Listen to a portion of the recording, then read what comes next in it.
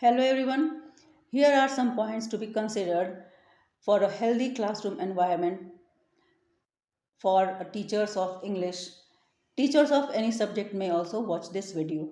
But before discussing that points, let me talk about the few qualities of a teacher. The opinion may vary from person to person. These are my opinion. I think that a teacher should be passionate. He should be passionate regarding his or her work. He should not do the work just as a job because he has clarified some exams and then he has become a teacher and so it is his job. No, it should be the passion of a teacher. Teaching should be passion. You should do it with your whole heart, engross yourself in your work and enjoy your work whatever you do, and then see the miracle of your job. The next one is good communication. Most important, it is very important for the teacher of English that his or her communication should be excellent. He should communicate, he should uh, pass his feelings to the students, whatever he wants to say in simple words, and he should get to the level of the students to understand whatever the student wants to say. The other one is patience. A teacher should be patient. He or she should listen to the students. And whenever we feel sometimes that some students are acting, behaving weirdly, we should not just go on and scold that student. Instead we should have patience and watch what is the reason behind that, why the student is acting in such a way. And the other one, next one, is creativity. A teacher should always be creative. You know, it's the age of innovation. Every innovative ideas are accepted, because even if you also just recall your activities, you don't want to do any activity again, or you just like you don't want to watch any movie which you have watched, or do anything a second time. It feels boring. So is the case with teaching also. What if we take on whatever has come from the ages and just teach in that way? It will not be interesting. Students will not be interested.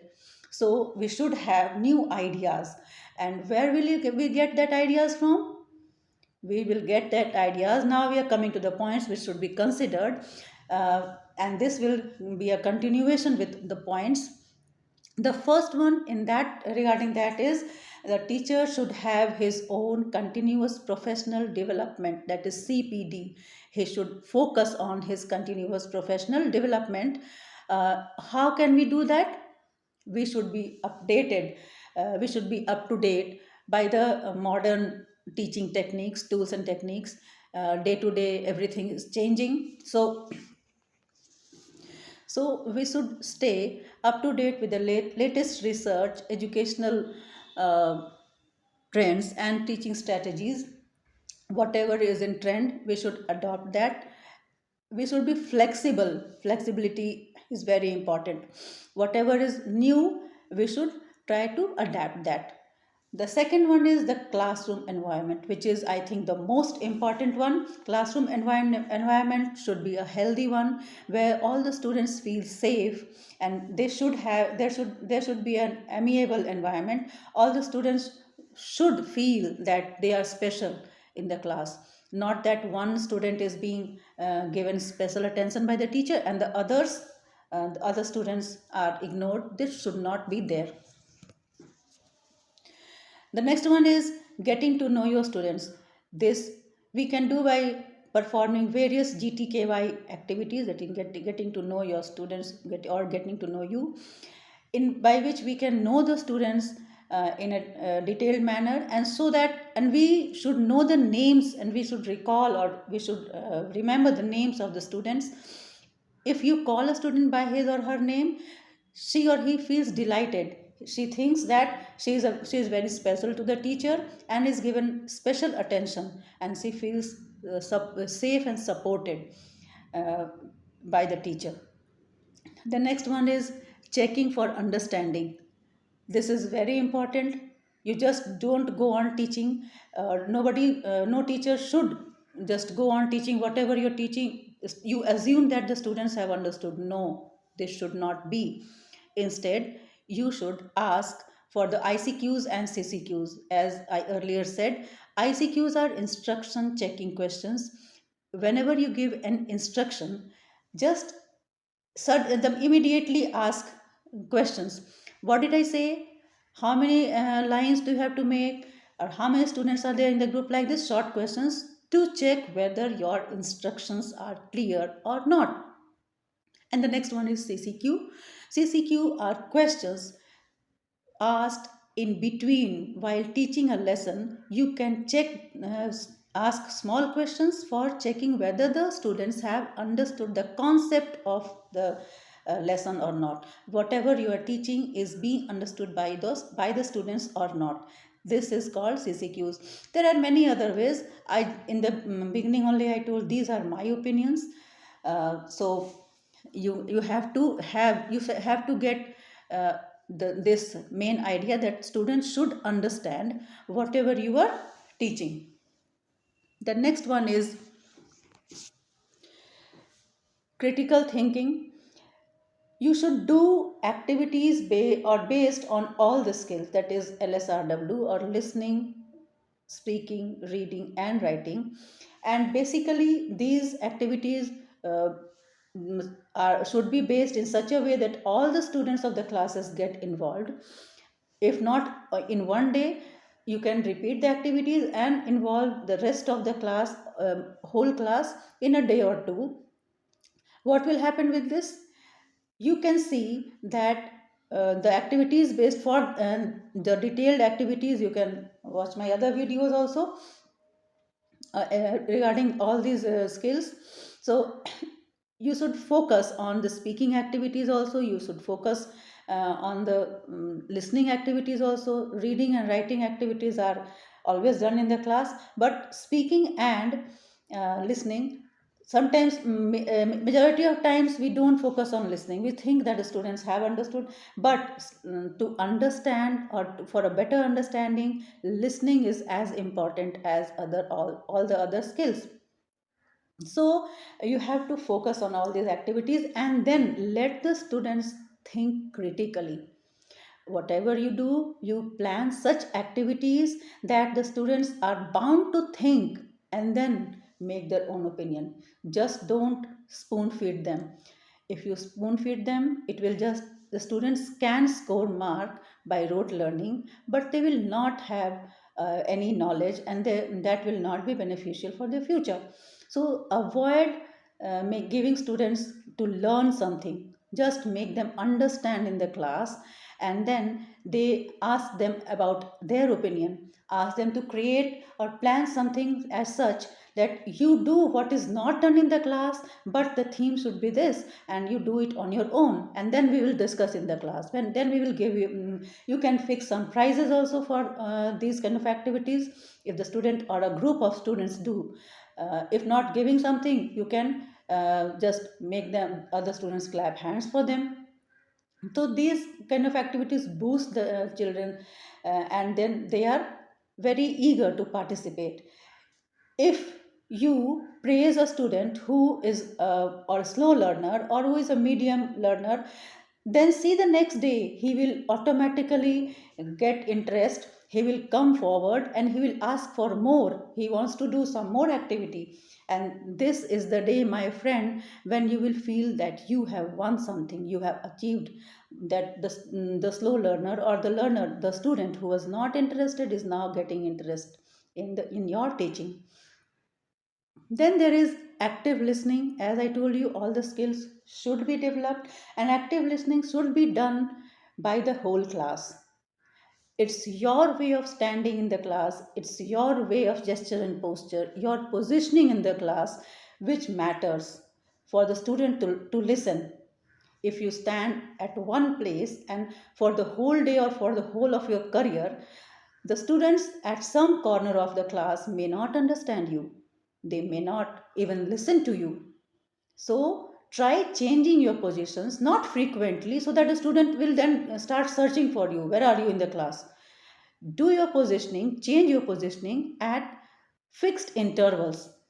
Sometimes for after a day, next day you say change the position, or sometime after 2 days, then the student will think this, and that is a very important matter, so that the whole class, or you can just change the rotate the seating arrangement of the also of the students, so that every students get the chance to sit everywhere in the class.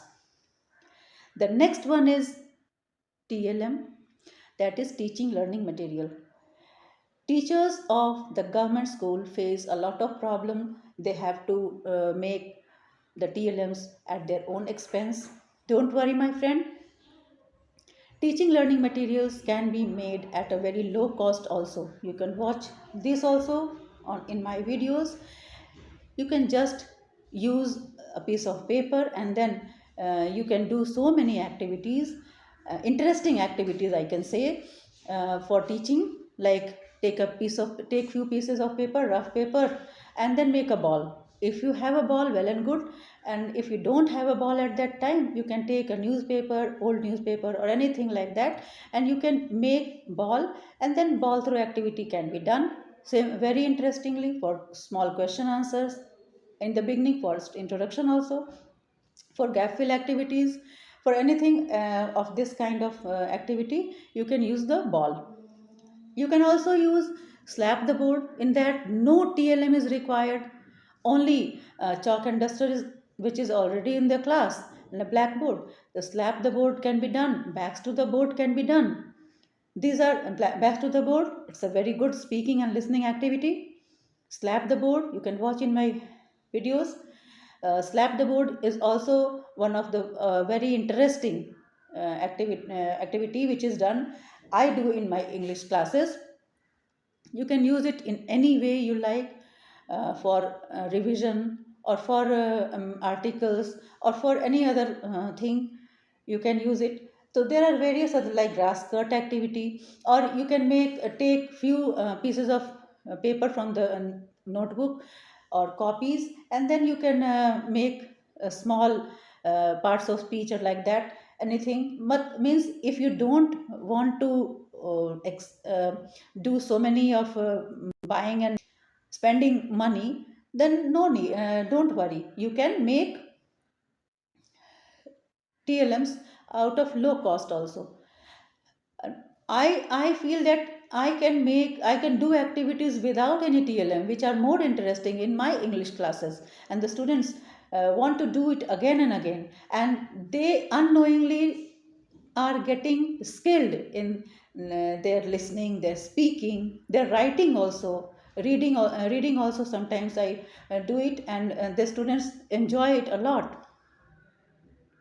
The next one is then reflect on your practice. It's not that just you go on doing whatever you like, and the students say, yes, ma'am, I've understood. No, you should reflect it. Whether where did I go wrong? What would have I done for the better understanding of the students? Like this, you can reflect on your works, and then you can just polish your work again and do it in a better way. The next is mastery of your subject.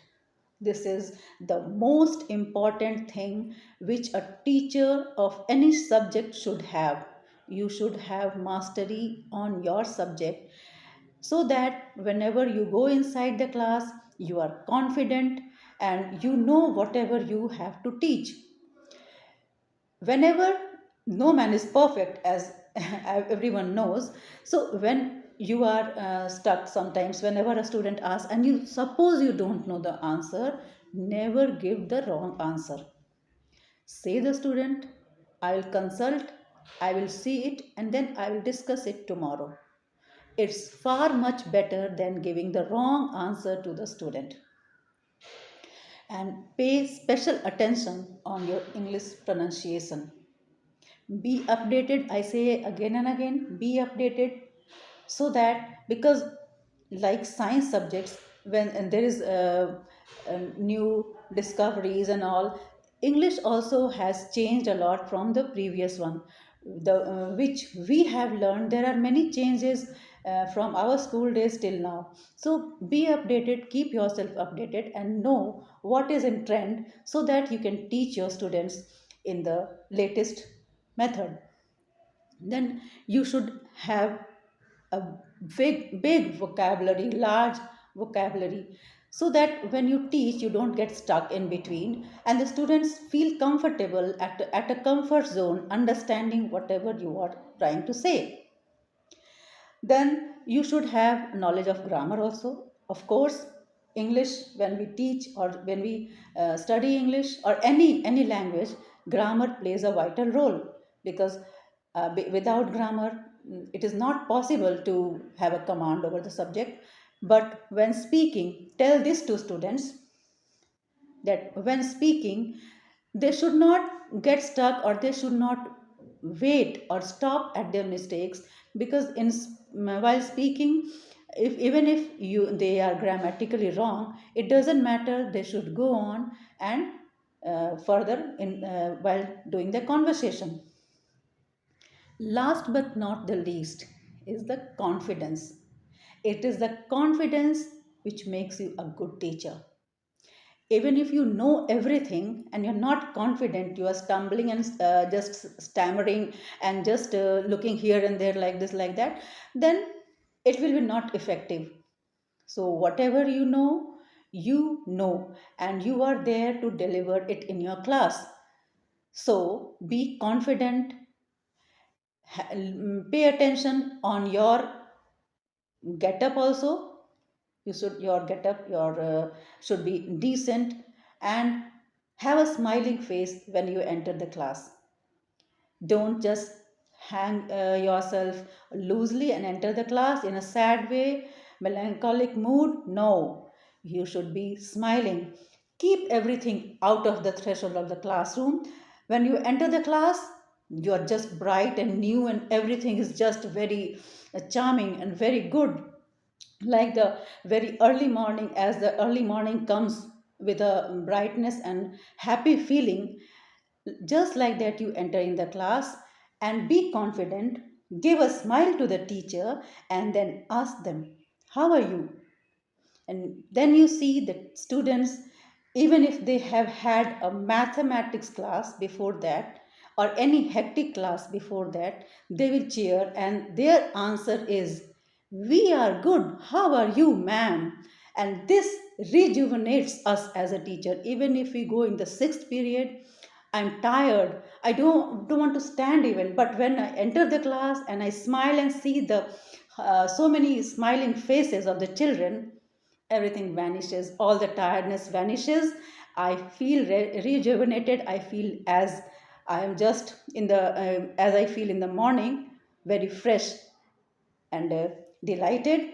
And then you see how magically your class works, and your students are your students. Remember that your students are, because of them you are there. So keep your students in a very safe environment. So happy teaching. Thank you.